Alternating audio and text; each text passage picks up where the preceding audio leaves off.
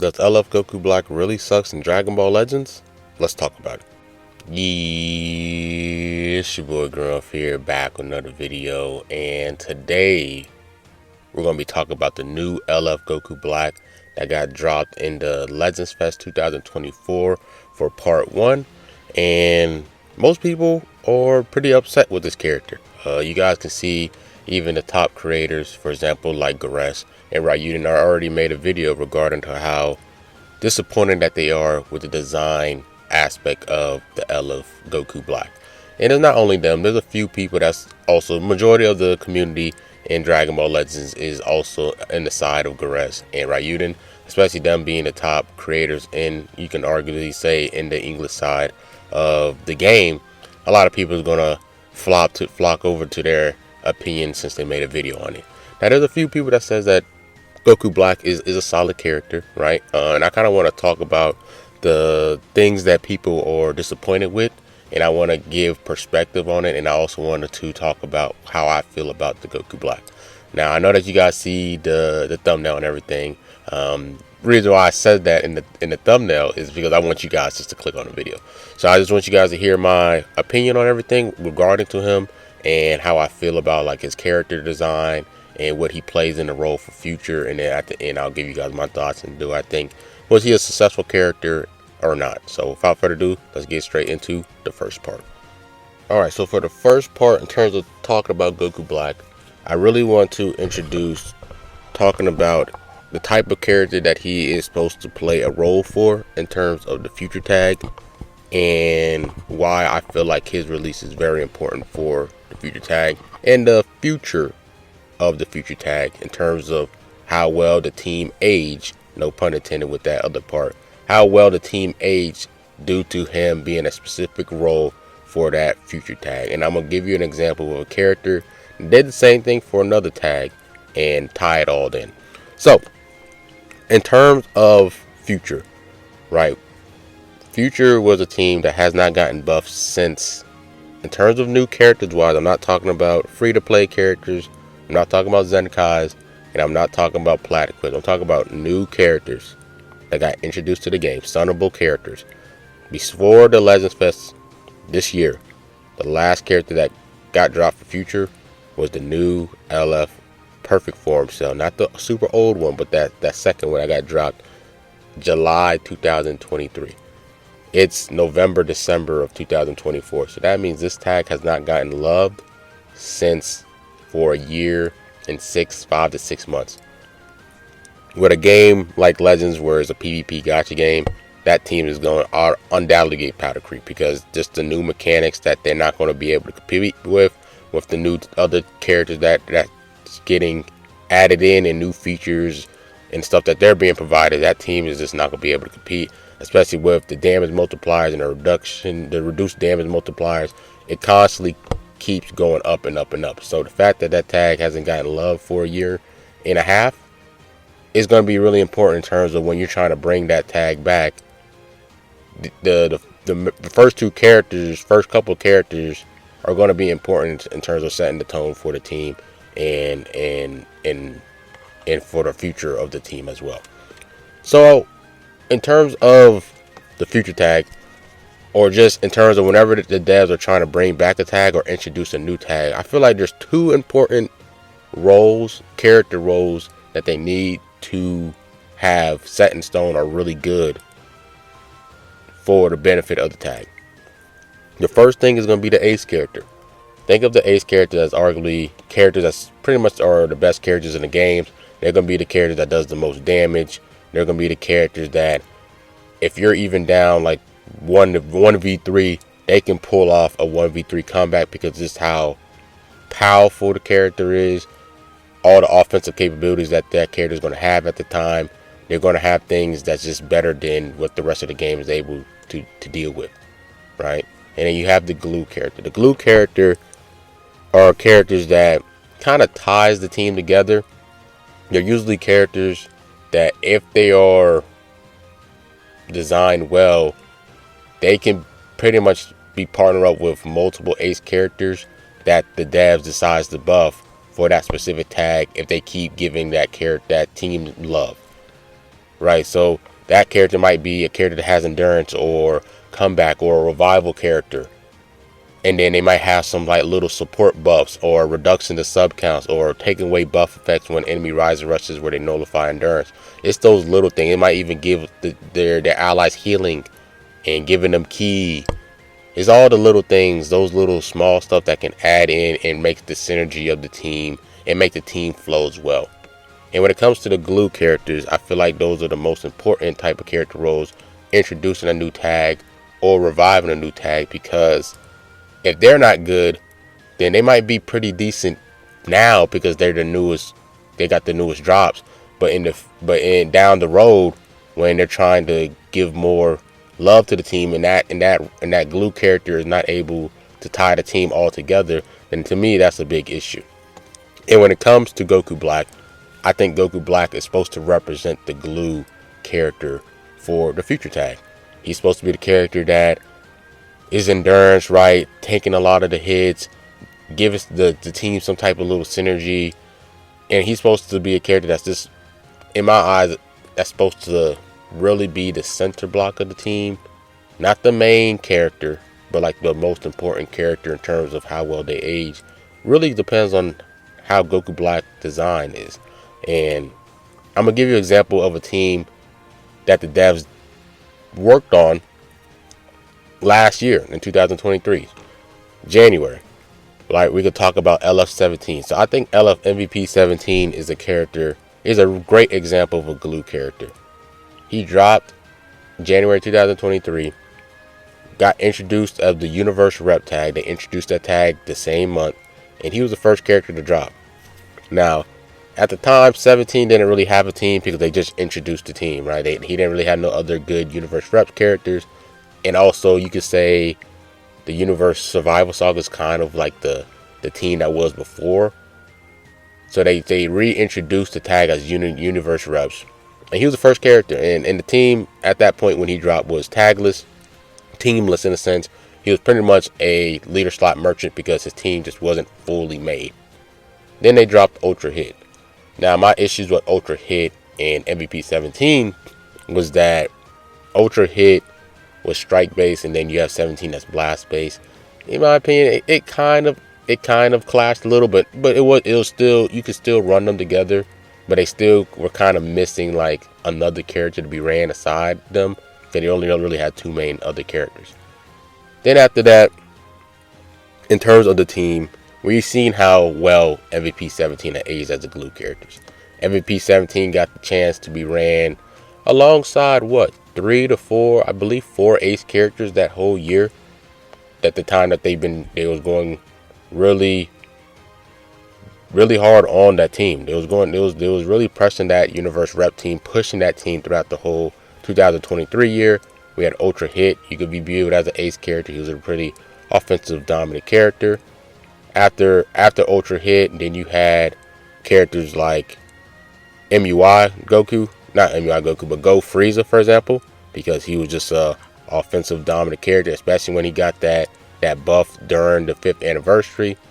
Then after that turns LegendsNEWZ, you had Goku, you got Super Saiyan Blue Kaioken Goku, then Evolution Vegeta, really powerful, pretty good ace character right at the time when they dropped, arguably number 2 in the game. And then after that, towards the end of the LegendsNEWZ, they introduced LF UI signed Goku, and we know how we know how good LF UI signed Goku is. But the case point is the fact that MVP 17 aged so well as a glue unit. He had the opportunity to keep the tag alive and be able to be ran with multiple ace characters, because ace characters are going to get power creep, right? They're going to get power creep, especially for a 12-month span. There's going to be better ace characters that they introduced to counter the previous ace character, the dominant character, and they got to reintroduce another ace character. So the fact that MVP 17 was able to survive through all these dominant ace characters and be the glue guy for the Universe Reps team was the reason why that team, in my opinion, ran well. Now, I do gonna have to give credit to the ace characters because that's important, but the fact that he was able to survive for 12 months through a PvP gacha game is really amazing. It's really amazing. So that's why I view the glue characters of any team that you're trying to work on, really important. Now, when it comes to LF Rose, I believe that he kind of shares that glue role for the future team. You have the ace character of Transforming Vegito Blue, then you have him, and then the third character right now is probably Mai. I think Mai is probably the best third character to be ran on a future tag instead of the Cell Frieza character. So, depending on how Goku Black age is going to reflect how well the future team runs down the line if they keep giving support buffs for the team.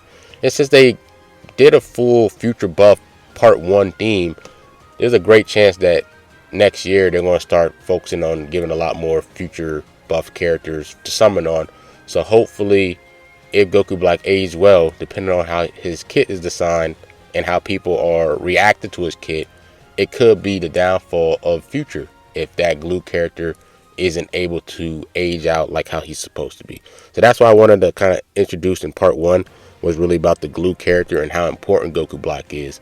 You can arguably say that the glue type of characters are important, the most important type of role characters that needs to be added for everything to work out. So without that, we can kind of talk about the part 2 of the issues with Goku Black, and it's going to be basically his gauge. So let's get into it. Alright, and for part 2, we're going to be talking about his gauge, his unique gauge, LF Goku Black unique gauge. This is also another big important thing. That's probably one of the biggest issues that people are talking about. Whenever you have an issue about why Goku Black, why you guys don't like Goku Black, or why, most of the point is going to be talking about his unique gauge. And unique gauges are really important for this game. It's another part of the power creep for the game. And of course, the unique abilities of the character is really important. But depending on how good that unique gauge can really age out a character really, really well. We have bad unique gauges, for example, like Ultra Super Vegito, like Orange Piccolo. I believe that they had bad gauges. But then you had super good gauges, like, for example, like Red Beast or Ultra or LF Ultimate Gohan. Like, I believe their gauge is really powerful. So depending on how good the gauge is, it can really like make you stand out as a character if your unique abilities kind of gets power creep over time. And when it comes to Goku Black whole thing is he's a defensive character. Once he gets his unique ability, he got to get hit 3 times to fill it all up. Once he fills it all up, he gives you certain effects like destroying 2 cards and destroying key, and he does some other things as well. But the only way for you to deplete that gauge is by using a green card or a blue card. That's basically the premise of his gauge thing.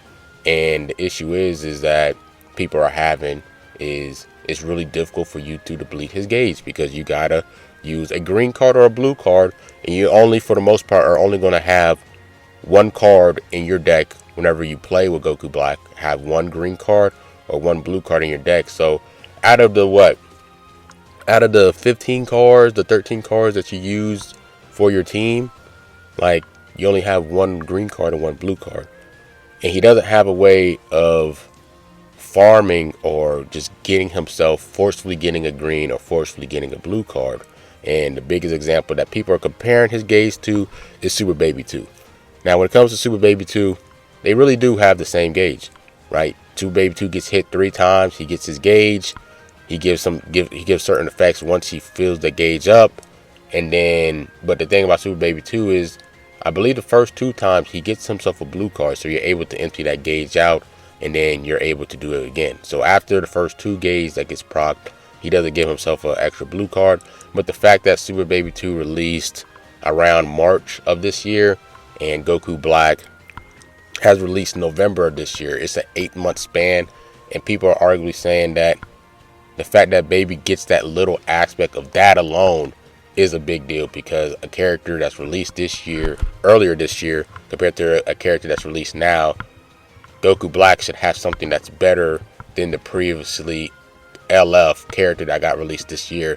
The gauge should be power crept for Goku Black gauge to be better, because he's dropped later in the year. They're able to use Super Baby 2 unique gauge data, whatever you guys want to call it, and see how can we improve on that. So their issue is regarding to the LF Goku's Black unique gauge. And me personally, I think I agree.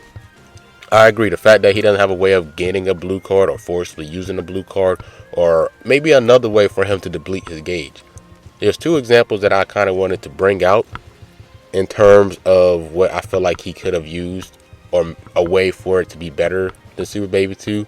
I think the best one, in my opinion, was a way to where his gauge depletes every time you switch out with him. So, say for example, he gets his gauge thing, it fills up, he disrupts the cards, he does his little effect once the gauge is full, and then I believe that they should have added a way where he actually gets buffs and stuff when his gauge is full as well. So once he gets procced, he does certain things, and when his gauge is full during the time that he's in the battlefield and is actually being ran, he might get like extra damage inflicted buff, maybe extra card draw speed, extra little things like that when the gauge is full. So after the 3 damage, the 3 hits he takes, he actually gets buffs as well. But whenever he leaves the battlefield, I believe that the gauge should deplete. He might give extra little buffs to his allies, maybe giving them ki, maybe healing them, maybe giving them some damage inflicted buffs, something like that, where whenever he leaves, it depletes. So whenever you guys bring him back in to tank and soak more hits, his gauge restarts. It fills up. While he's on the battlefield, he's able to get certain enhanced, like maybe like an enhanced green card, maybe an enhanced blue card when his gauge is filled, something like that, while he's on the battlefield. And every time he leaves the battlefield, it depletes and it restarts over. We've seen it where, in terms of defensive counter gauges, or not counter gauges, but defensive unique gauges, they kind of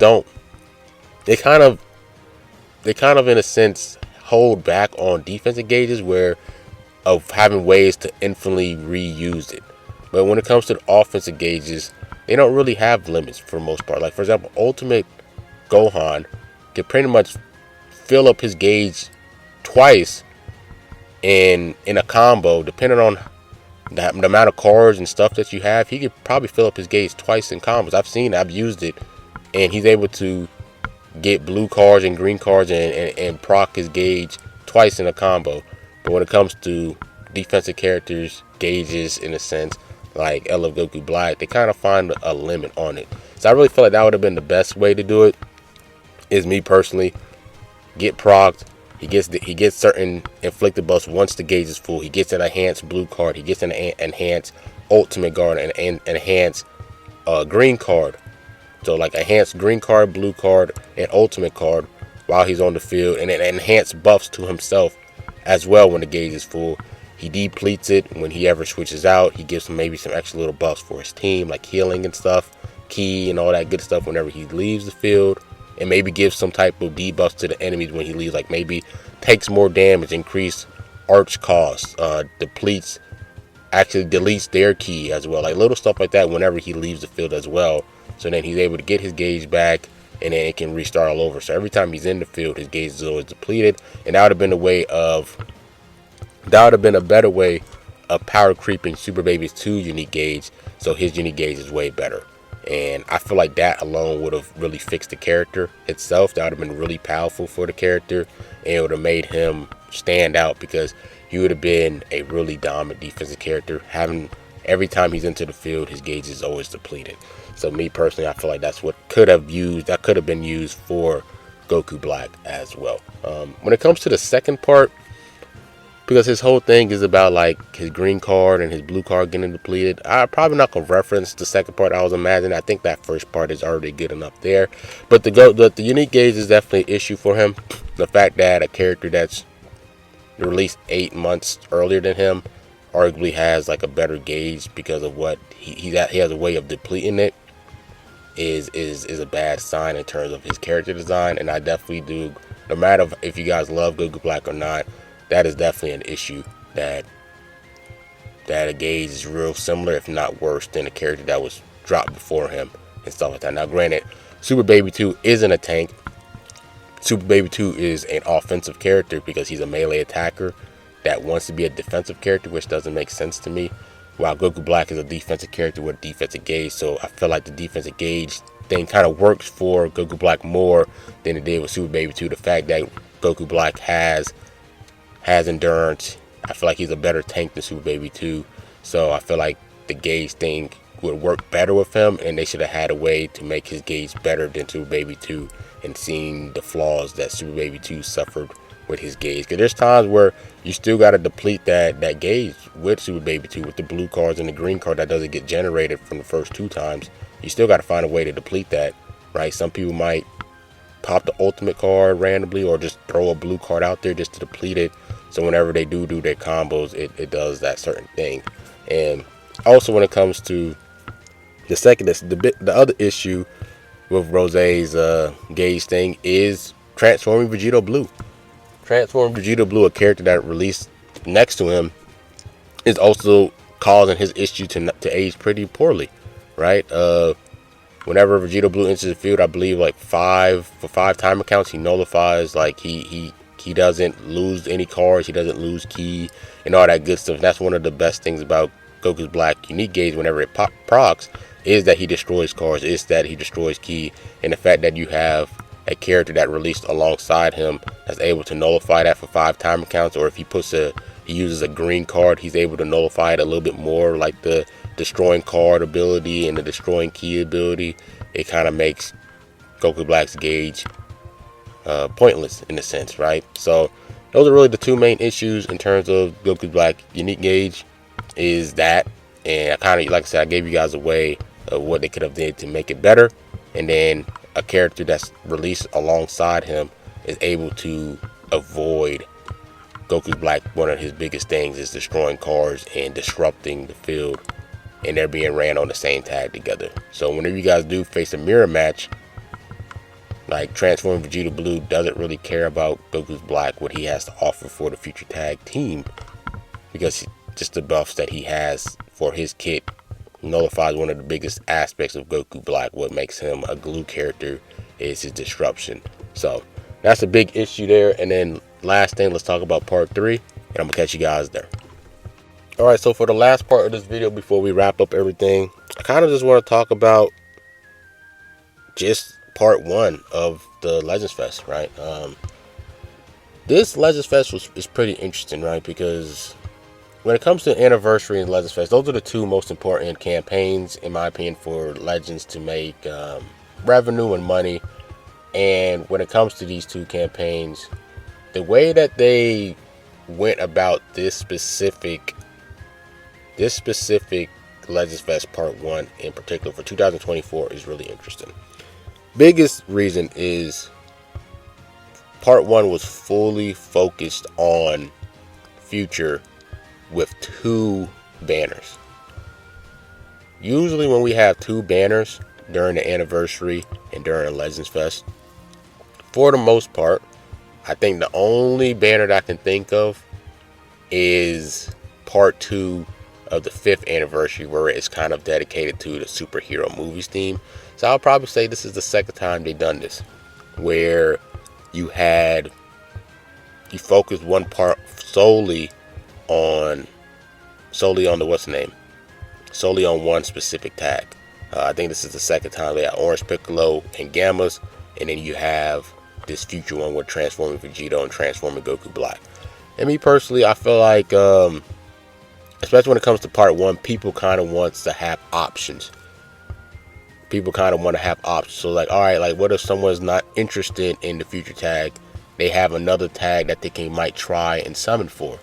I really feel like they should have definitely have used the 6th anniversary part 1, for example. I feel like that part 1 was successfully made. You had transforming Gogeta Blue, you had transforming Vegito, and they simultaneously, although they both give buffs to give buffs to Fusion Warriors, they both also helped other teams that they have team tags for that the other person doesn't.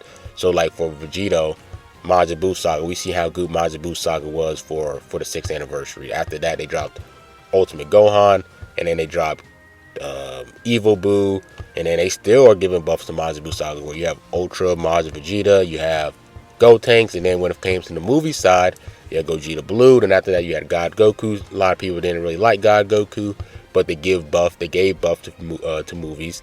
Then after that, they had a whole movies campaign right after the fest. I mean, right after Anniversary, where they had LF Broly, they had Ultra Turles, they had Triku, they had all these other characters.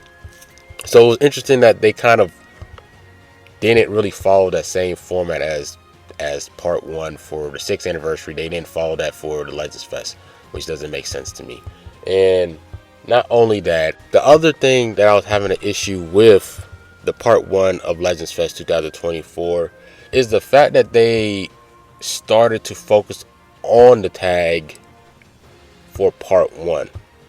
Whenever they try to focus on a specific tag, they would already be trying to release characters of the tag prior to Anniversary, prior to Legends Fest. We've seen it with Universe Reps.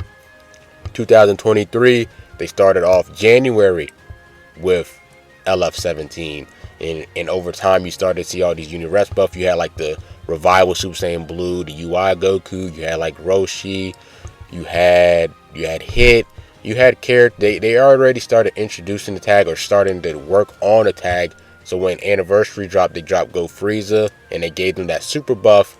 Then the team came together. Then you can even talk about GT 2024. They dropped Universe Spirit Bomb Goku. They dropped Super 17. Then after that, they start dropping who they started dropping Super Baby 2. They started giving GT love, and then once it got to part 3 of the 6th anniversary, where they dropped Ultra Gogeta 4, you could run a runnable GT tag, and then right after that they dropped LF Omega Shenron. So then GT was a full team. So it was interesting to see how for Legends Fest, this is the time where they're starting to work on Future during one of the biggest celebrations of the game. What I felt like they should have done was, during the dead period, instead of doing that movies campaign, they could have did a Future campaign. They could have introduced a glue unit that's not Goku Black. They could have introduced support. They could have started working on a tag then. So then once the part 1 drops, now if you wanted to focus part 1 fully on Future, you could have gave the team 2 ace characters, Transforming Vegeta Blue, and then maybe it is a Goku Black, but maybe it's a strike based version. I don't know. Like, that's what I felt like the devs should have done.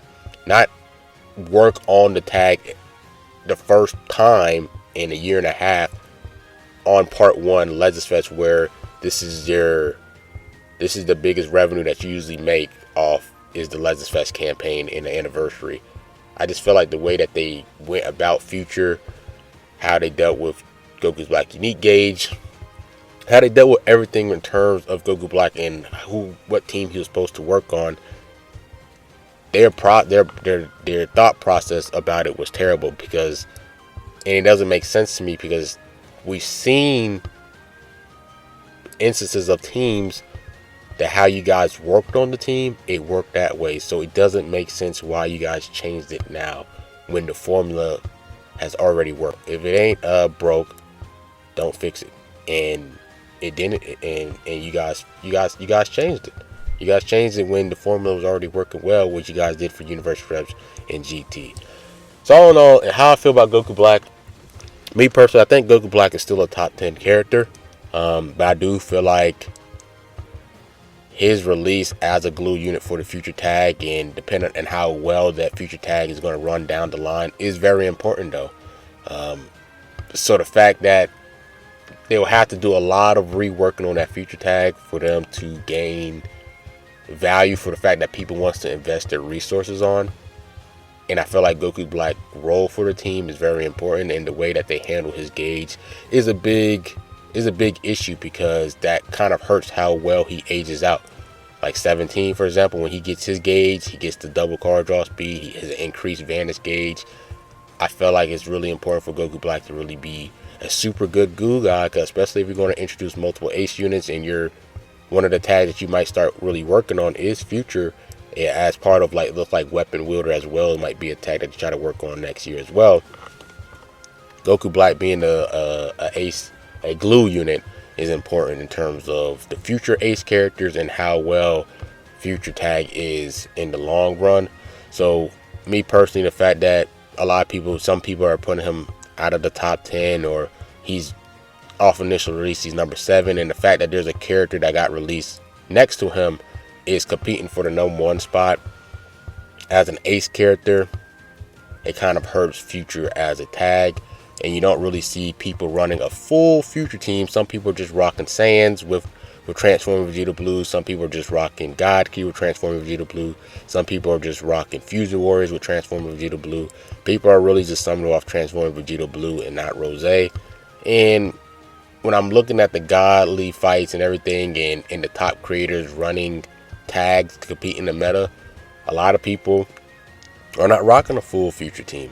They're not rocking that full Future team where how usually whenever they focus on a tag, you see a change in the shift. Like when Majin Buu Saga dropped with Gohan, you started seeing people rocking Zenkai Kid Buu, Free to Play 18, Evil Buu, and then you had LF Ultimate Gohan. You saw a change in Majin Buu Saga once that part 2 dropped, and then people had Fusion Vegito as well, and people were rocking Shin as well. Like, you seen a change out of nowhere. Majin Buu Saga, everyone's running it. When it comes to the Future tag, I fight Future every now and then, but for the most part, I'm fighting just Transforming Vegeta Blue being ran with Majin Vegeta and LF Turles or Ultra Turles, or I'm seeing Transforming Vegeta Blue being ran with Gotenks and Shenron. I'm not really seeing the full Future team that got dropped. 4 new characters for Future, and people are still kind of reverting back to the dominant characters before the Legends Fest Part 1 is pretty underwhelming. And like I said, I definitely think Goku Black does play a part into that, because people are summoning for people are using Transforming Vegeta Blue.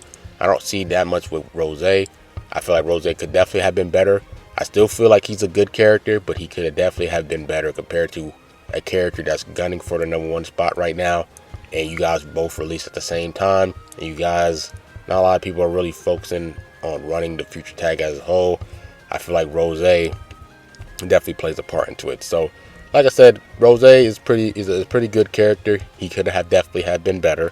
They could have definitely make his gauge better, and depending on how well he aged out can really dictate how good Future is down the line. So yeah, that's pretty much it with the video here. Hope you guys enjoyed. Comment down how you guys feel about Rose. Like I said, I don't think he sucks or he's trash. I feel like he's getting the same instances as like Orange Piccolo did during his time, even though I feel like he was a solid character. The fact that the Gambas was that much dominant of a character than Orange Piccolo at the time is the reason why he got the flack of why Orange Piccolo got the flack. Even though what he needed for the team was really good, just the fact that Gam was released right next to him, and a lot of people were rocking Gammas or using Gammas compared to Orange Piccolo. It's kind of similar to like what Transforming Vegeta Blue is and Rose. So it's kind of a real similar type of thing, and I decided to make this video. So hope you guys enjoyed. Comment down how you guys feel about it. Like, comment, subscribe, and rough, and I'm out. Peace.